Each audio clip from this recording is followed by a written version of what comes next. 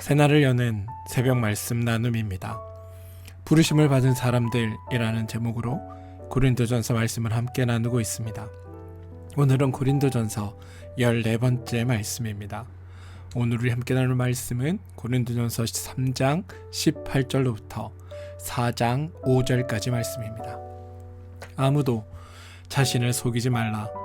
너희 중에 누구든지 이 세상에서 지혜 있는 줄로 생각하거든 어리석은 자가 되라.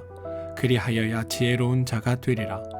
이 세상 지혜는 하나님께 어리석은 것이니 기록된 바 하나님은 지혜 있는 자들로 하여금 자기 꾀에 빠지게 하시느니라 하였고, 또 주께서 지혜 있는 자들의 생각을 헛것으로 하신다 하셨느니라. 그런즉 누구든지 사람을 자랑하지 말라. 만물이 다 너희 것임이라. 바울이나 아볼로나 게바나 세계나 생명이나 사망이나 지금 것이나 장래의 것이나 다 너희의 것이요 너희는 그리스도의 것이요 그리스도는 하나님의 것이라. 사람이 마땅히 우리를 그리스도의 일꾼이요 하나님의 비밀을 맡은 자로 여길지어다. 그리고 맡은 자들에게 구할 것은 충성이니라. 너희에게나 다른 사람에게나 판단받는 것이 내게는 매우 작은 일이라. 나도 나를 판단하지 아니하노니 내가 자책할 아무것도 깨닫지 못하나 이로 말미암아 의롭다함을 얻지 못하노라. 다만 나를 심판하실 이는 주시니라. 그러므로 때가 이르기 전에 곧 주께서 오시기까지 아무것도 판단하지 말라. 그가 어둠에 감추인 것들을 드러내고 마음의 뜻을 드러내시리니 그때에 각 사람에게 하나님으로부터 칭찬이 있으리라. 고린도전서 3장 18절로부터 4장 5절까지 말씀입니다. 여러분, 복음이란 무엇일까요? 복음을 간략히 말하면 하나님이 일하셨다라는 내용입니다. 하나님의 활동을 소개하고 그 활동의 결과를 알려주는 것, 그게 복음 가운데 쓰여진 성경의 이야기입니다. 그리고 하나님께서 활동하시고 하나님께서 완성하신 그 결과는 전적으로 우리와 관련이 되어 있고 전적으로 우리에게 유익한 일들입니다. 우리가 알든 모르든 우리에게는 죄라는 문제가 있었고 우리는 그 죄를 어찌할 수 없었는데 하나님께서 그 죄 문제를 해결해 주셨을 뿐 아니라 하나님의 자녀라는 새로운 신분까지 주시고 이전 상태로 돌아가지 않도록 보장해 주셨습니다. 이것은 정말 기쁜 소식이며 복된 소식입니다. 더 나아가 실제로 우리 삶 속에서 매 순간마다 그 결과를 체험할 때마다 감격하게 되고 하나님께 감사가 저절로 나오게 되는 소식이기도 합니다. 세상의 기쁜 소식과는 차원이 다릅니다. 세상의 기쁜 소식은 들은 순간에만 기쁩니다. 그래서 듣는 순간에 웃고 듣는 순간에 행복해하고 듣는 순간에 서로 즐거워합니다. 그러나 복음의 내용은 듣는 순간에는 사실 아무런 반응이 없습니다. 반응은 언제 나오느냐? 바로 나중에 나옵니다. 내가 죄인임을 깨달았고 내 죄로 말미암아 내가 어떤 존재가 되었었는데 하나님께서 그 일들을 나에게 어떻게 해결해 주셨는지 깨달을 때에야만 반응이 나오는 겁니다. 바울이 고린도 교회의 소식을 편지로 들었을 때 가장 안타까워했던 것은 고린도 교인들이 분쟁하고 파당을 만드는 것이 아니었습니다. 바울이 가장 안타까워한 한 가지는 고린도 교인들이 성도됨에 대해 모른다라는 사실이었습니다. 그들은 성도가 되었다는 것이 무슨 의미인지 또 얼마나 존귀한 것인지 몰랐습니다. 몰랐으니 당연히 감격의 반응이 없고 감사의 반응이 없었던 겁니다. 복음을 전했을 때 또는 복음을 들었을 때 그 복음의 반응이 즉각적으로 나타나지 않습니다. 오히려 상당히 늦게 나타납니다.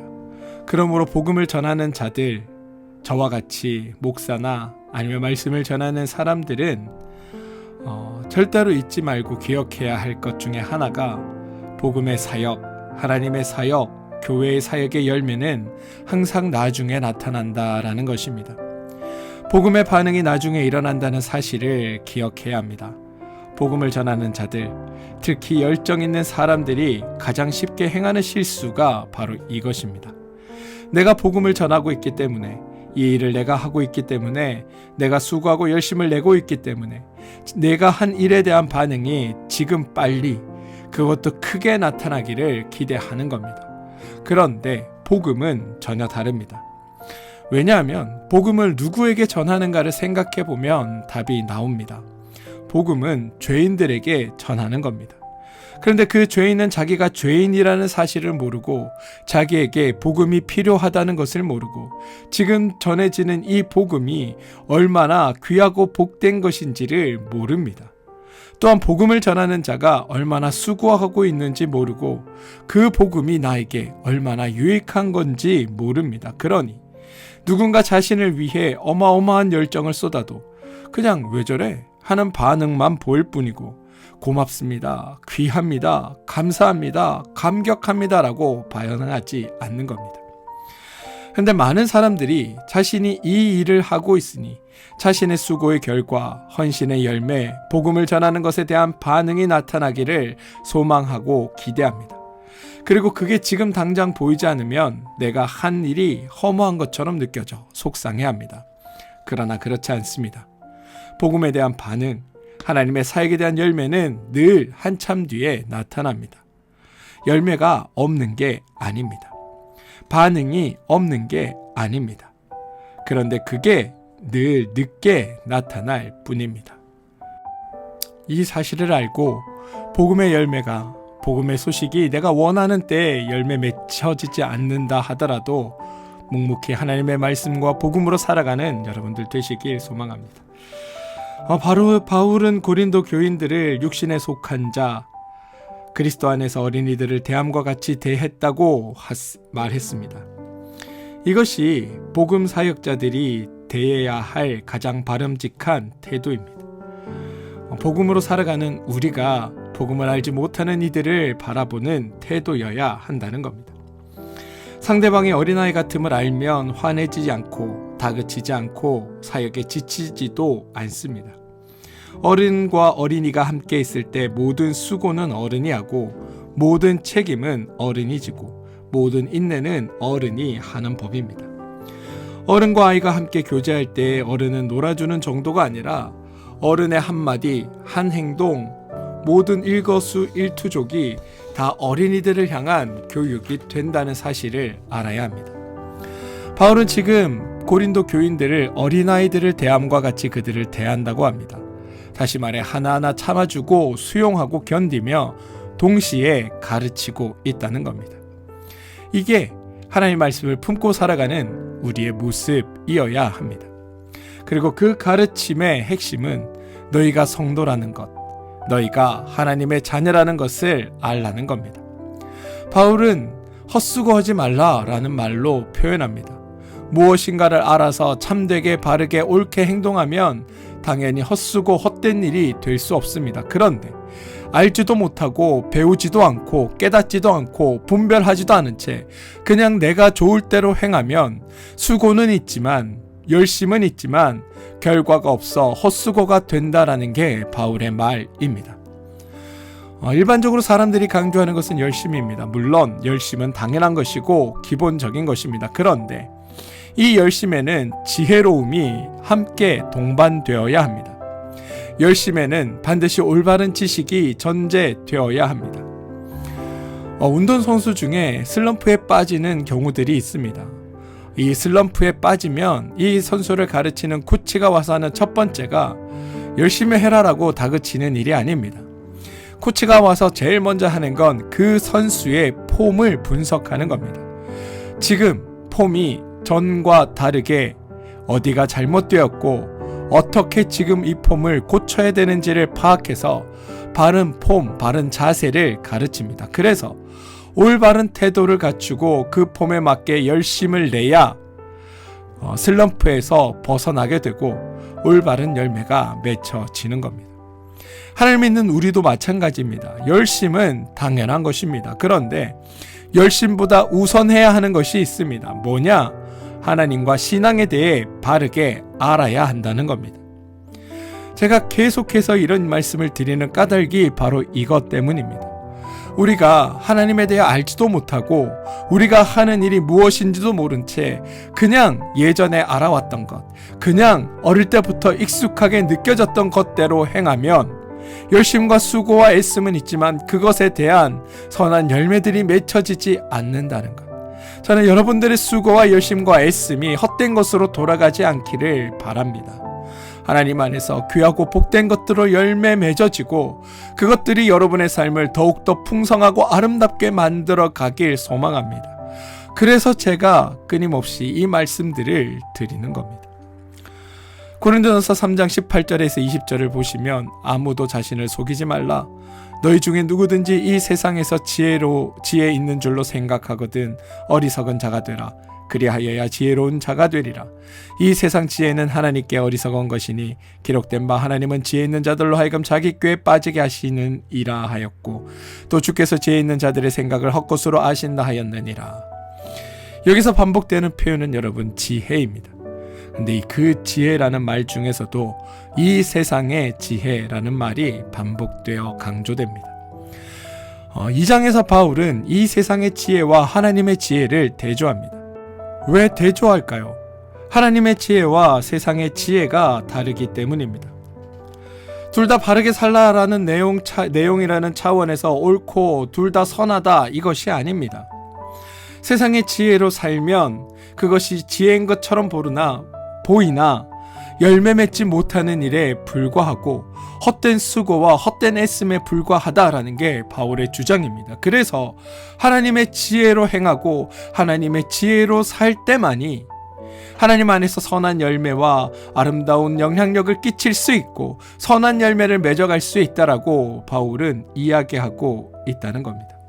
그래서 바울에 따르면 이 세상의 지혜와 하나님의 지혜는 차원이 다르고 내용이 다르고 효과가 다르다라고 말합니다. 물론 이 세상의 지혜로도 이것저것 얻을 수 있습니다. 나름대로의 성취도 누릴 수 있습니다. 그런데 그건 일시적이고 단순한 어떤 상황에서 적용되는 것이지 우리 삶 전체를 지배하고 어떤 결과나 결과를 끼치는 건 아니다라는 것을 아셔야 합니다. 이 세상의 지혜로 절대 할 수 없는 것이 하나 있습니다. 그게 뭐냐면 죄를 이기는 것입니다. 그리고 죄를 이기지 못하면 우리는 결국 행복해질 수 없습니다. 인간은 행복을 누릴 수 없습니다. 그러므로 바울은 이 세상의 지혜와 하나님의 지혜를 구분하는 겁니다. 그리고 그 중에서도 하나님의 지혜를 알라고 말하는 겁니다. 하나님의 지혜와 세상의 지혜는 둘 중에 선택해야 하는 문제가 아닙니다. 18절을 다시 보시면 아무도 자신을 속이지 말라. 너희 중에 누구든지 이 세상에서 지혜 있는 줄로 생각하거든 어리석은 자가 되라. 그리하여야 지혜로운 자가 되리라 라고 말하고 있습니다. 바울의 결론은 지혜로운 자가 되어야 한다는 겁니다. 이 세상의 지혜에 있어서 내가 지혜 있다고 생각하면 다른 것을 알려고 하지 않습니다. 그러나 이 세상의 지혜에 있어서 내가 지혜 없다라고 생각하면 무엇이든 구하고 얻으려 합니다. 이 세상의 지혜에 대해 모르니까 내가 지혜를 얻어야 한다라고 생각하는데 그때 하나님의 지혜를 얻은 자가 진짜 지혜로운 자가 되는 겁니다. 왜냐하면 세상의 지혜로는 하나님의 지혜를 모르는데 하나님의 지혜로는 하나님에 대해서도 알고 세상에 대해서도 알게 되기 때문에 결국 가장 지혜로운 자는 하나님의 지혜를 아는 자가 된다는 것입니다. 고린도전서 3장 21절은 그런즉 누구든지 사람을 자랑하지 말라. 만물이 다 너의 것이니라 라고 말하고 있습니다. 이 구절을 이해하기 위해 앞의 구절과 연결해서 봐야 하는데요. 18절에서 20절에서는 세상의 지혜 있는 자들의 생각이 등장합니다. 19절에 의하면 이 세상의 지혜는 하나님께는 어리석은 것이고 지혜 있는 자들은 자기 꾀에 빠지며 20절에서의 지혜 있는 자들의 생각은 헛것이라고 표현합니다. 그렇다면 21절에서 자랑하지 말라라고 했을 때 무엇을 자랑하지 말라라고 하냐 하면 이 세상의 지혜를 자랑하지 말라라고 해야 했을 겁니다. 그런데 바울은 사람을 자랑하지 말라라고 말합니다. 문자적으로는 사람을 자랑하지 말라라고 기록되어 있지만 사실 내용적인 의미로 이해해보면 어떤 특정한 사람이 지혜롭다는 그 사람이 가지고 있다는 지혜, 다시 말해 어떤 한 사람의 생각을 자랑하지 말라라는 의미입니다. 사실 바울은 의도적으로 그렇게 표현했습니다.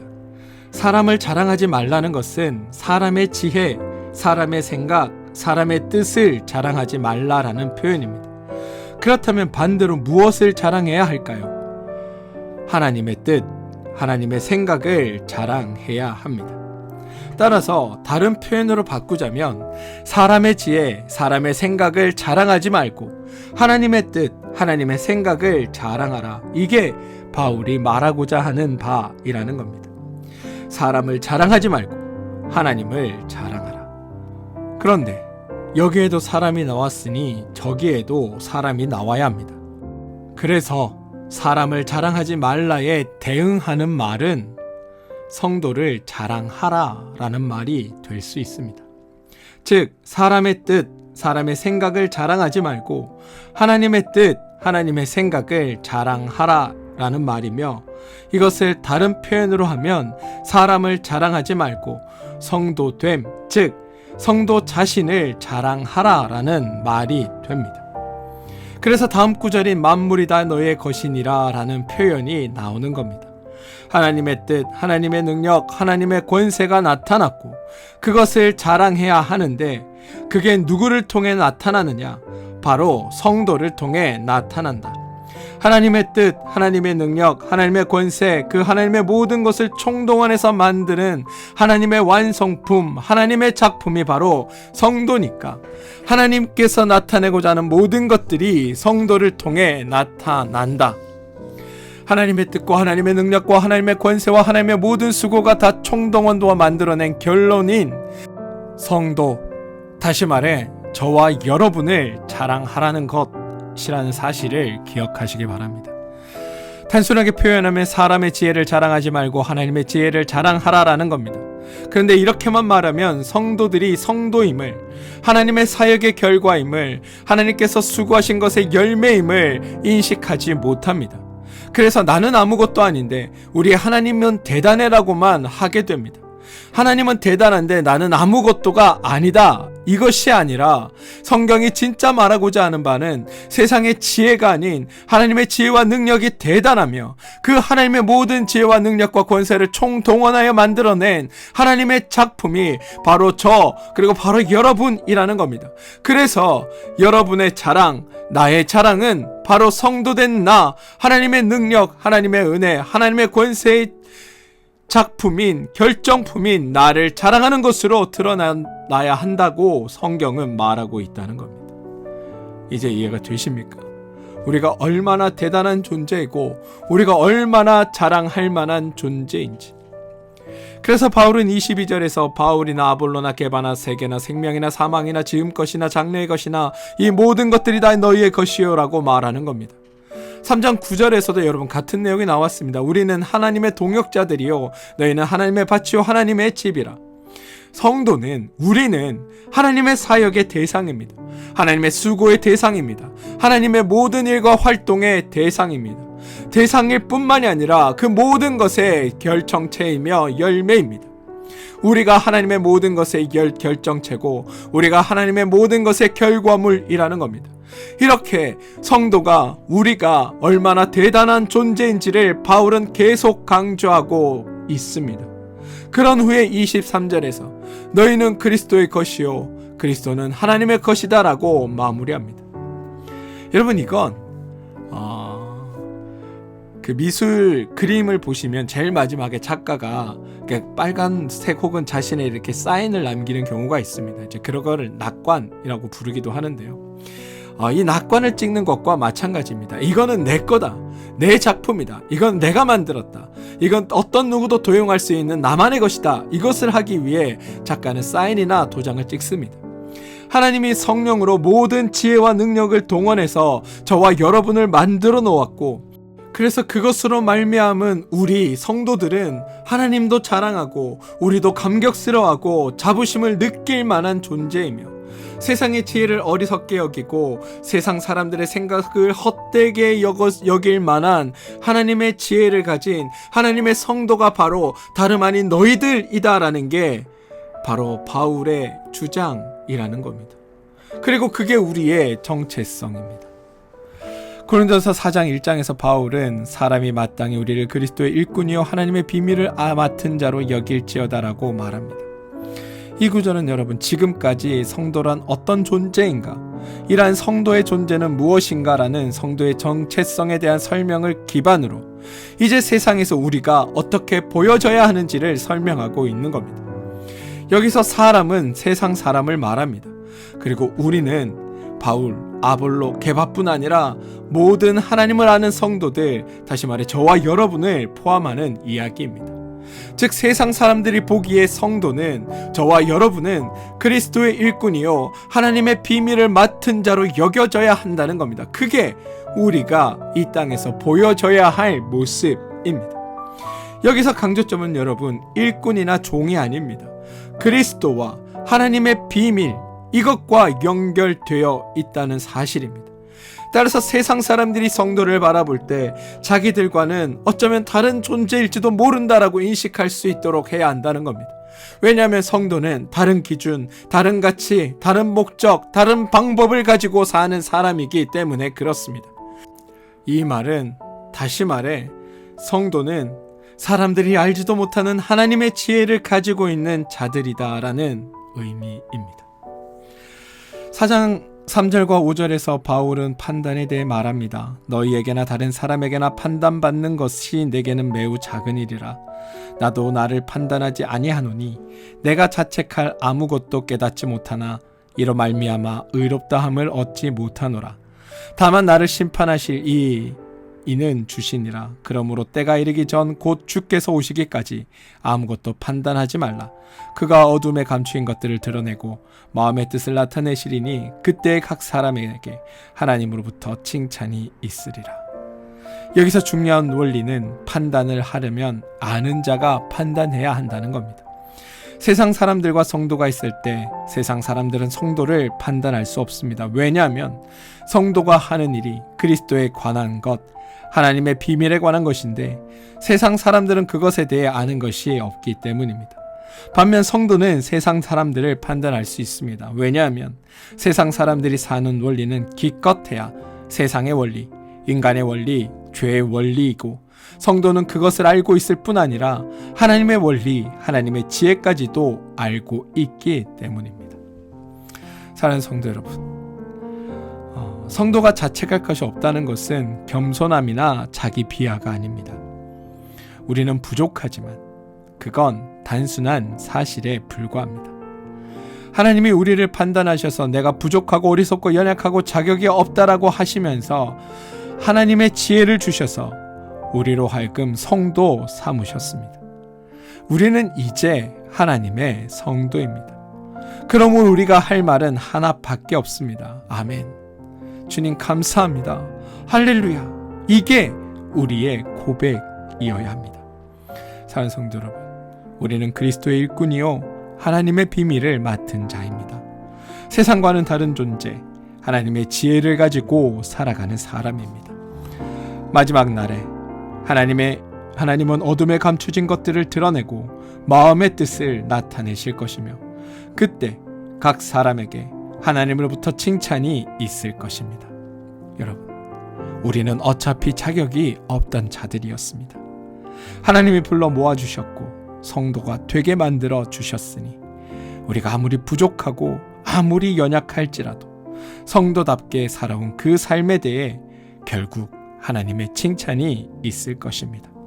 그러니 이 사실을 믿으시고 더욱 성도답게 이 세상을 살아주시길 주님의 이름으로 축원드립니다. 함께 기도하겠습니다. 주님, 세상의 지혜가 아닌 하나님의 지혜를 알게 하여 주시옵소서. 저희를 그리스도의 일꾼이요 하나님의 비밀을 맡은 자로 삼아주심에 감사드리며, 때로 저희가 저희의 신분을 잃고 세상의 지혜와 기준으로 살아갈 때가 있을지라도 주님 우리를 용서하시고, 저희가 성도됨의 의미를 온전히 알지 못하고 또 하나님의 놀라운 작품인 저희 자신을 제대로 바라보지 못할 때가 있을지라도 하나님의 지혜, 세상의 지혜가 아니라 하나님의 지혜를 구하며 살아가는 존재들이 되게 하여 주셔서 우리가 이 땅에서 하나님의 작품임을 기억하며 담대히 살아가는 우리 모두 되게 하여 주시옵소서. 그래서 세상과 구별된 그리스도의 향기를 풍기는 그런 복된 자들 되게 하여 주시옵소서. 예수님의 이름으로 기도합니다. 아멘.